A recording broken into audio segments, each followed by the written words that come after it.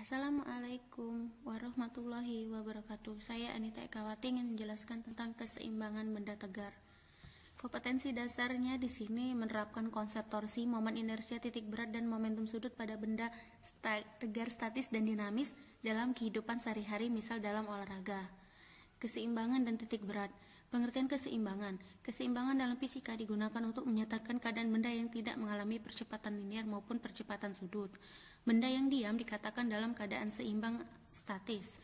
Benda yang bergerak dengan kecepatan tetap dikatakan benda dalam keadaan seimbang mekanik. Jenis-jenis keseimbangan itu ada 3, yaitu keseimbangan labil, keseimbangan stabil, keseimbangan netral atau indifferent. Keseimbangan labil didefinisikan sebagai keseimbangan yang dialami benda di mana setelah gangguan kecil pada benda dihilangkan, maka benda tidak akan kembali ke kedudukan seimbangnya semula, tetapi bahkan meningkatkan gangguan tersebut. Pusat gravitasi benda yang dalam keadaan seimbang labil turun bila benda akan menggelinding setelah mengalami gaya F. Ini contoh gambarnya. Yang kedua yaitu keseimbangan stabil atau mantap, didefinisikan sebagai keseimbangan yang dialami benda di mana setelah gangguan kecil dihilangkan maka benda akan kembali ke kedudukan seimbang semula. Pusat gravitasi benda yang berada dalam keseimbangan stabil naik bila benda akan menggelinding setelah mengalami gaya F. Yang ketiga, keseimbangan netral, didefinisikan sebagai keseimbangan benda di mana gangguan kecil yang diberikan tidak mempengaruhi keseimbangan benda dan pusat gravitasinya selalu tetap. Jadi kesimpulan jenis-jenis keseimbangannya yaitu ini. Berikutnya, keseimbangan partikel. Partikel sendiri adalah benda yang ukurannya dapat diabaikan dan dapat digambarkan sebagai titik materi, maka semua gaya pada benda dianggap bekerja pada titik tersebut, sehingga gaya-gaya yang tidak seimbang pada benda hanya akan menyebabkan benda bergerak translasi. Syarat keseimbangan statistik partikel adalah resultan gaya benda sama dengan 0. Jadi sigma F, sigma Fx, sigma Fy itu sama dengan 0. Contoh penggunaan konsep keseimbangan keseimbangan statik partikel. Ya, ini ada F1, F2, F3 kayak gini. Jadi diselesaikan dengan cara mudah, yaitu dengan menggunakan aturan sinus matematika. F1 per sin alpha 1 sama dengan F2 per sin alpha 2 sama dengan F3 per sin alpha 3. Contoh soalnya kayak gini. Seorang anak memanjat tali dan berhenti pada posisi seperti diperlihatkan pada gambar berikut. Nah, tentukan besar tegangan-tegangan tali yang menahan anak tersebut jika massa anak adalah 50 kg. Ini, perhatikan ini kalau cara panjangnya kita itu masih berhubungan dengan hukum Newton waktu kalian kelas 10. Jadi dengan syarat ini, sigma Fx, sigma Fy itu sama dengan 0. Pertama, kalian harus vektorkan dulu. Nah, ini kan T2. Miring kan, tidak disumbu X, tidak disumbu Y. Maka kalian harus cari T1, T2X dengan T2Y. Jadi karena depannya ini tidak ada garis, yang ada garisnya samping sama miring, makanya T2 cos alpha atau theta kayak gitu. Jadi 52 cos T2 cos 53. Sudut ini berseberangannya di sini kan? Nah, di sini. Nah, di sini berseberangan itu ada garis di sini. Berarti depan sama miring. Depan miring berarti dia sin. Makanya T2 sin 53 derajat. Ini sudah dijelaskan di kelas 10. Jadi nanti kumpulkan gaya-gaya di X. Jadi sigma Fx sama dengan 0 berarti T2 cos 53 dikurangi T1 cos 37 derajat. Ingat ya, Kartesius, koordinat Kartesius, ke kanan positif, ke kiri negatif, ke atas positif, ke bawah negatif. Masukkan di dalam persamaan, dapat persamaan 1 dan persamaan 2, kalian substitusikan, nanti dapatnya T1 300 dan T2 nya adalah 400. Atau dengan cara yang lebih singkat pakai rumus aturan sinus, T1 per sin alpha sama dengan T2 per sin beta sama dengan T3 per sin gamma. Nah, diketahuinya kan ada W. W ini yang jadi biar lebih mudah, cari apa yang diketahui nanti bandingkan dengan apa yang dicari. Yang diketahui ini kan W, W-nya tadi kan 50 kg. Berarti masanya 50 kg, berarti W sama dengan M dikali G. Kalikan. Jadi nanti W per sin gamma sama dengan apa yang mau ditanya, itu jauh lebih mudah. Berikutnya, keseimbangan benda tegar. Ingat ya, syarat keseimbangan benda tegar itu sigma Fx sama dengan 0 dan sigma tau sama dengan 0. Contoh soalnya yaitu ini, misalnya ada kotak lampu digantung pada sebuah pohon dengan menggunakan tali. Ini kotak lampu menggunakan tali, batang kayu, dan engsel seperti terlihat pada gambar berikut. Ini kalau gambar ini diperbesar jadinya ini. Panjang AB-nya, AB 3 meter, panjang AC 4 meter, massa benda 50 kg. Massa benda di sini massa lampunya ini. Terus massa batang kayunya 20 kg. Nah, ingat ya, berat benda itu selalu menuju pusat bumi. Berarti kayunya tadi, batang kayunya itu berat bendanya tuh di tengah-tengah ya. Di tengah-tengah di sini berarti WAC itu di sini, dan dan lampu tadi juga ke bawah arahnya. Nah, titik B ini juga sama, dia kan yang menahan tali kan berarti pengennya ke atas ya, menahan di batang pohon ini, berarti dia T sin 30, ini T cos 30, berarti aturannya tadi sigma tau sama dengan 0. A ini dijadikan sebagai poros, berarti A ini yang kondisinya stabil, tidak bisa bergerak-gerak kayak gitu. Jadi nanti dimasukkan, jadi T sin 30 derajat dikurangi W ini, WAC, jadi T sin 30 derajat dikali LAB dikurangi WAC setengah dikali LAC dikurangi WEC dikali LAC sama dengan 0. Masukkan saja yang diketahui di soal, terus nanti dapatnya T sama dengan 1200 Newton.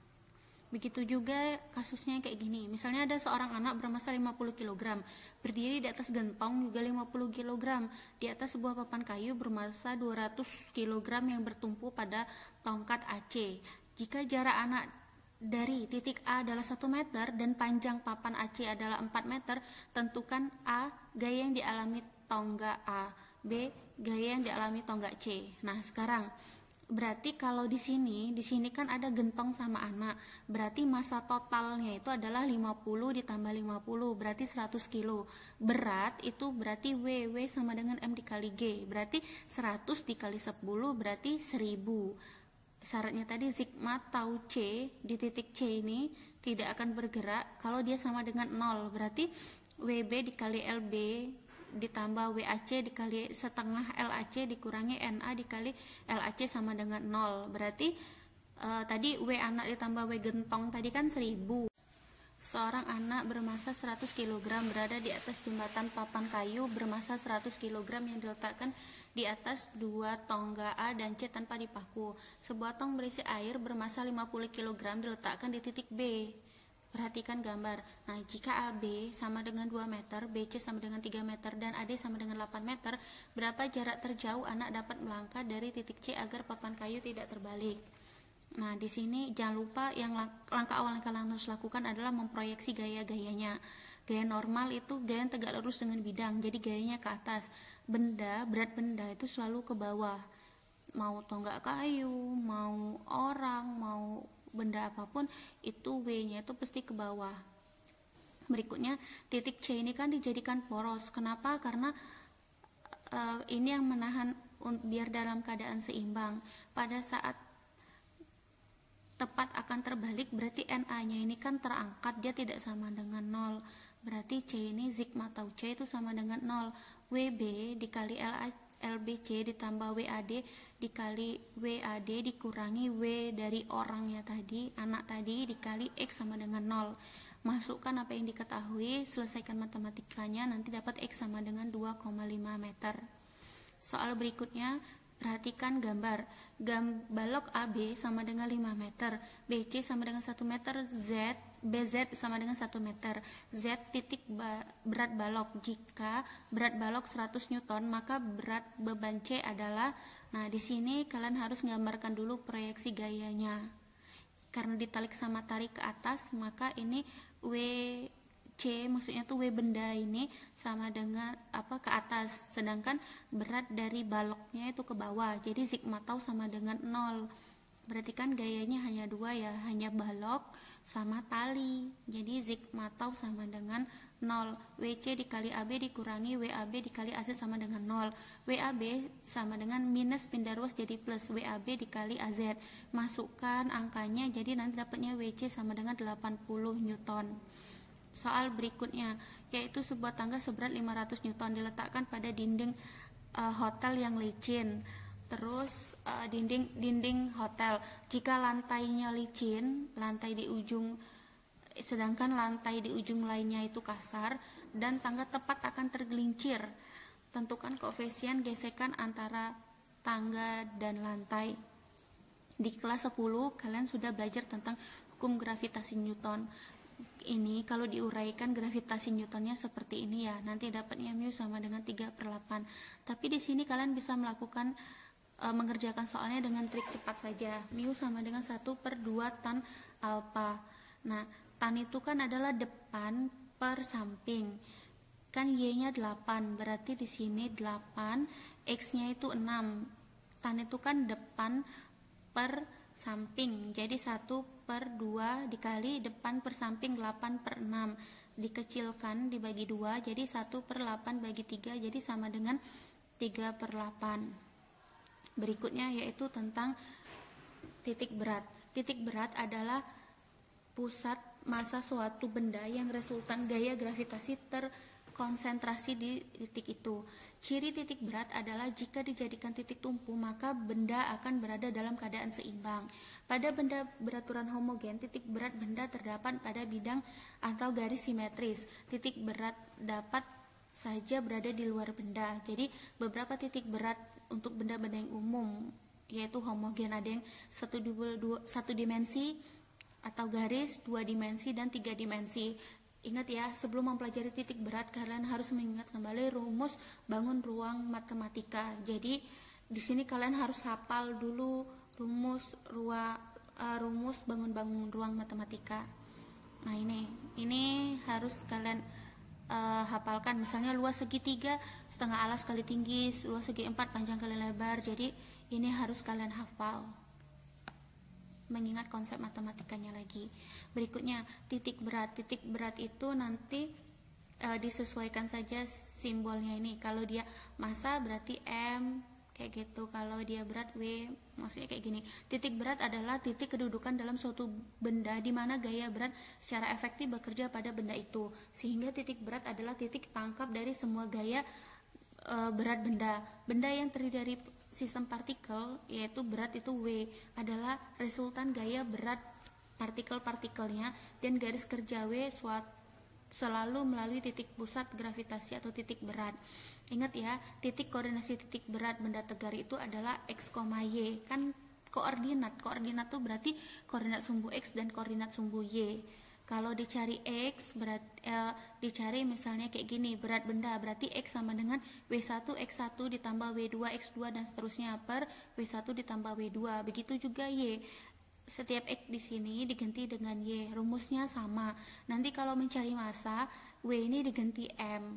Jadi misalnya mencari koordinat massa benda tegar, berarti x sama dengan m1 x1 ditambah m2 x2 dan seterusnya per m1 ditambah m2. Lebih seperti itu, dia sama saja, hanya diganti simbolnya. Jika dia 3 dimensi berarti volume, dia x sama dengan V1 x1 ditambah volume 2 kali x2 ditambah seterusnya per V1 ditambah V2 dan seterusnya. Untuk y dirubah x jadi y, hanya kayak gitu saja. Nah, ini untuk benda pejal berdimensi 3, volume, misalnya volume setengah bola itu 2/3 PR pangkat 3. Nah, ini kata saya tadi rumus-rumus matematika yang harus dihafal dulu sebelum bisa mengerjakan soal ini. Karena jika kalian tidak hafal rumus matematikanya, tidak akan bisa mengerjakan soal ini. Ini kalau dia berdimensi 2 mencari berat berarti XO sama dengan A1 X1 ditambah A2 X2 dan seterusnya per A1 ditambah A2. A ini adalah luas. Ini berikutnya untuk benda yang berdimensi 2 dengan bentuk teratur. Ini juga sama, rumus matematika yang harus kalian ingat. Kalian harus mencatatnya terlebih dahulu supaya lebih paham.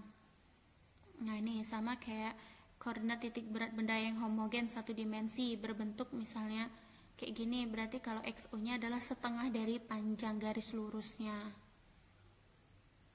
Ini juga sama.